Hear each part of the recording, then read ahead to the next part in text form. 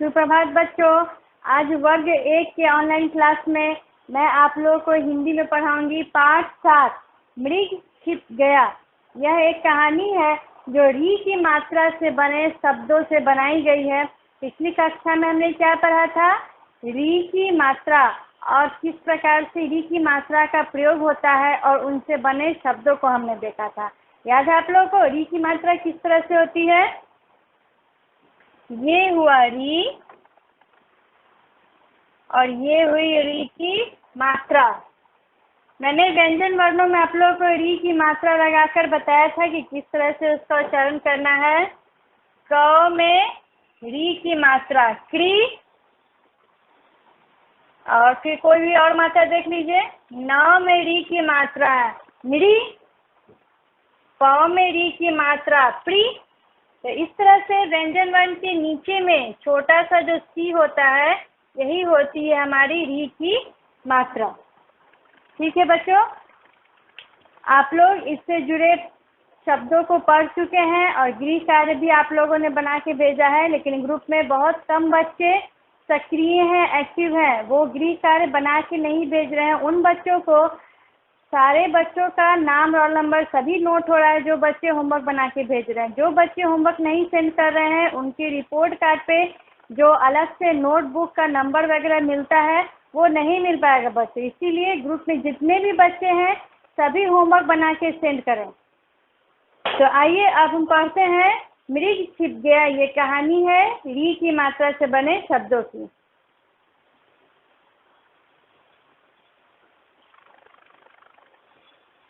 चलिए, एक मृग था। एक मृग, मृग किस पर लिखा हुआ है? म में री की मात्रा। ध्यान दीजिए आप लोग, म में री की मात्रा मृ और ग मृग, है ना बच्चों? आसान है। एक मृग था, मृग का क्या अर्थ होता है? हिरन। एक मृग था यानी कि एक हिरन था। वह त्रिंग चल रहा था। यहाँ भी देखिए री की मात्रा है। क्या चल रहा था? त्रिंग चल रहा था। एक मृग था यानी कि हिरन था, वह त्रिंग चल रहा था। इसका अर्थ हुआ कि वह घास चल रहा था। यहाँ चित्र में भी आप लोग देखिए ध्यान से, एक हिरन है जो कि घास चल रहा है, रास्ते पे जा रहा है। पीछे नृप है यानी कि राजा है, जिसके हाथों में धनुष और बाण है और वो इस हिरन का शिकार करने के लिए इसके पीछे पीछे आ रहा है ना बच्चों? तो चलिए हम देखते हैं कहानी में क्या है। एक मृग था, वह त्रिंग चल रहा था। तभी नृप आया। नृप का अर्थ मैंने बताया, राजा। तभी नृप आया, इसका अर्थ हुआ कि उसी समय राजा आया जब हिरन घास चल रहा था। नृप धनुष बाण लाया। नृप के हाथों में क्या है? धनुष है और बाण है। तो नृप अपने साथ क्या लाया? धनुष और बाण लाया। मृग डरकर भागा। जब मृग ने यानी कि हिरन ने देखा कि नृप के हाथ में धनुष और बाण है, वह मेरा शिकार करने आ रहा है, तो वो क्या किया? तेजी से भागा। अपने आप को बचाने के लिए हिरन तेजी से भागा। ऋषि का आश्रम खुला था। यहाँ देखिए री की मात्रा वाले सभी शब्द हैं। ऋषि, मैंने कल बताया था आप लोगों को पिछले वीडियो में कि र में जब री की मात्रा लगती है तो वह उस तरह से र के नीचे में नहीं लिखाएगी, पूरी री का प्रयोग होगा वहाँ पे, री का प्रयोग होगा वहाँ पे। ठीक है बच्चों? तो ऋषि का आश्रम खुला था। वहाँ बगल में ही एक ऋषि अपने आश्रम में बैठे हुए थे, तप कर रहे थे, उनका आश्रम खुला हुआ था। मृग आश्रम जाकर छिप गया। मृग क्या हुआ? हिरन ने देखा कि ऋषि का आश्रम खुला हुआ है और अपने आप को राजा से बचाने के लिए वह आश्रम में जाके छुप के बैठ गया कि राजा हमको नहीं देख पाएगा और मैं जीवित बच जाऊंगा, राजा हमको नहीं मार पाएगा। मृग आश्रम जाकर छिप गया। मृग भागकर आश्रम आया। अब राजा को ये भी अंदेशा हो गया, या पता चल गया कि आश्रम खुला हुआ है, इधर उधर कहीं हिरन नहीं दिख रहा है, तो जरूर वह आश्रम में जाके छिप गया होगा। तो क्या हुआ कि राजा भी आश्रम में आ गया और मृग को, हिरन को खोजने लगा कि कहाँ है, कहाँ छिपा है। ऋषि का मन दयालु था। ऋषि का मन कैसा था? ऋषि का मन दयालु था। आप लोग भी अपने अपने साथ हिंदी की रोली पुस्तिका साथ में रख लें। पृष्ठ संख्या 43, पेज नंबर 43। मृग आश्रम जाकर छिप गया। नृप भागकर आश्रम में आया क्योंकि उसे पता चल गया था कि मृग शायद वहीं छिपा होगा, आश्रम खुला हुआ है। ऋषि का मन दयालु था। ऋषि का मन कैसा था? दयालु था। ऋषि लोग वैसे भी भगवान की आराधना में लगे रहते हैं, तप में लगे रहते हैं, वो दयालु प्रवृत्ति के होते हैं। दयालु का अर्थ क्या हुआ? जिसके मन में दया हो, दूसरों के प्रति दया रखते हो, उन्हें दयालु कहते हैं। तो ऋषि का मन कैसा था? दयालु था। नृप वापस चला गया और जब राजा आया तो ऋषि तो जान गया कि पहले मृग आके छुपा है और फिर राजा उसकी खोज में आया। तो ऋषि का मन दयालु था, उसके मन में दया आ गई और उसने राजा को नहीं बताया कि मृग वहाँ छुपा हुआ है। जब राजा को यह बात पता नहीं चली कि मृग छुपा हुआ है तो राजा वहाँ से वापस चला गया।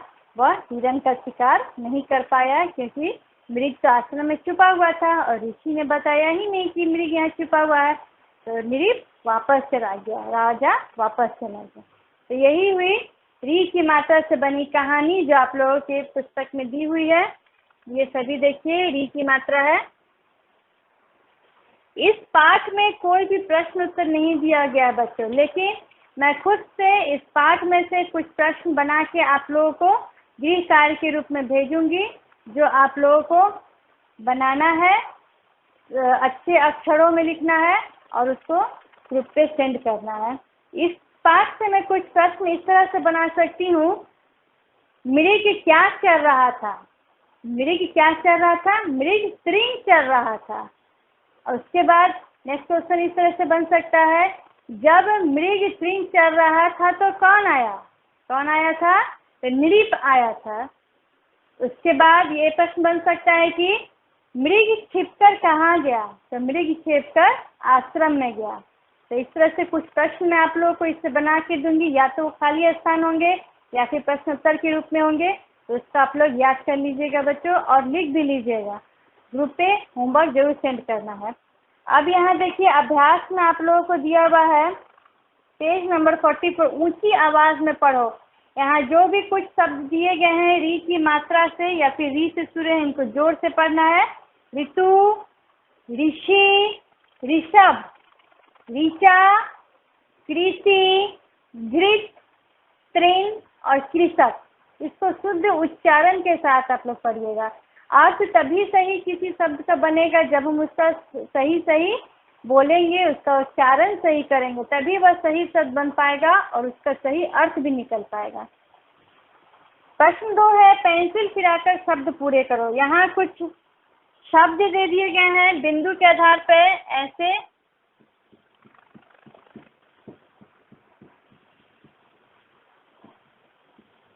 इस तरह से दिए गए शब्द हैं। इसको कुछ नहीं करना आप लोग को, जिस तरह से सुलेख की किताब में आप लोग लिखते हैं उस तरह से। देखिए ये हो गया, इसको इसी तरह से बिंदु को मिलाते हुए आप लोगों को लिख देना है। जैसे जैसे बिंदु गई है वैसे वैसे लिख देना है। तो ये हमारा शब्द बन जाएगा, क्या बन गया? वृक्ष। इसी तरह से किताब में ही आप लोग देखिए यहाँ पे वृक्ष है, नृप है, ऋषि और कृपाण, इन सभी को बिंदु मिलाते हुए आप लोग किताब में सुंदर अक्षरों में लिखिएगा। प्रश्न 3 है, चित्रों के नाम पूरे करो। यहाँ चित्र है और उसके नाम अधूरे हैं, आगे के कुछ शब्द मिसिंग है, छूटे हुए हैं, तो उसको हमें पूरा करना है। तो इसे मैं आप लोगों को गृह कार्य में दूंगी। यहाँ उसके नाम मैं आप लोगों को लिख के बताती हूँ। पहला देखिए, यहाँ खाली स्थान है, ग है। यहाँ चित्र किसका दिया हुआ है? हिरण है। हिरण को क्या बोलते हैं री की मात्रा का प्रयोग करने पर? मृग। तो यहाँ हम लिखेंगे म में री की मात्रा मृ, और ये ग पहले से लिखा होता है, तो ये हमारा शब्द बन गया मृग। ये प्रश्न 3 के हैं, ठीक है बच्चों। उसके बाद देखिए खाली स्थान है और ह दिया हुआ है।